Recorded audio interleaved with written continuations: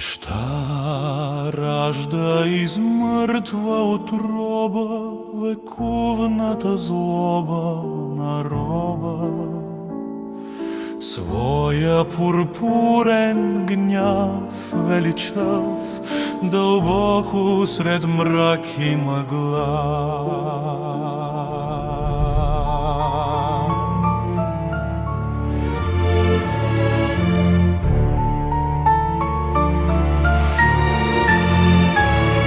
Из тъмни долини преди да се съмне из всички Балкани, из дебри пустини, из гладни поля, из скални паланки села.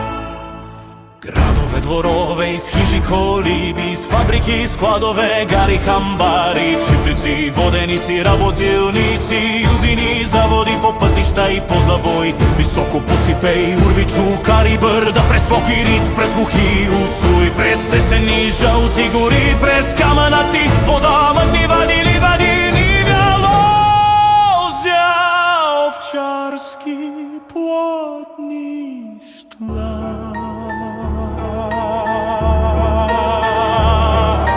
Плогини, изгорели стърнища, трънаци, блата, изпокъсани кални, гладни, навъсени, измършавели от труд, загрубели от жега и студ. Уродливи сакати, космати, черни, боси, изподрани, прости, диви, гневни, бесни, без рози, песни, без музика и барабани, без кларинети, тимпани, латерни, флигорни, тромбони, тръби на гърба с парцаливи торби. В ръцете не с бряскави шпаги, а с прости, той я ги шопи с опия с пръсти. С копрали, с търнокопи, свили с брадви, с топори, с коси, слънчогледи.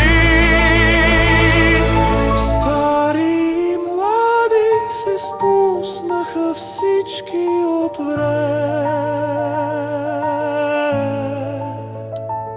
като отприщено стадо от слепи животни, безброй яростни бикове, свикове свой. За тях на нощта в каменения свод полетяха напред, без ред, неудържими, страхотни, велики народ.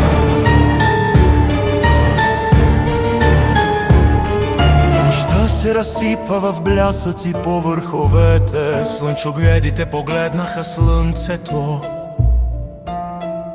Зората от сън се пробуди. Сред гръм от картечници, от белечните склонове, удар след удар заплющяха луди, куршуми, олово топове. Като зинали слонове трепет и страх, слънчогледите паднаха в прах.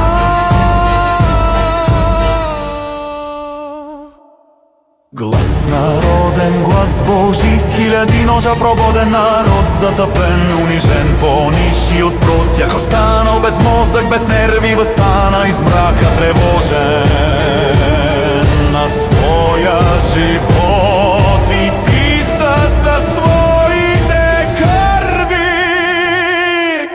Свободен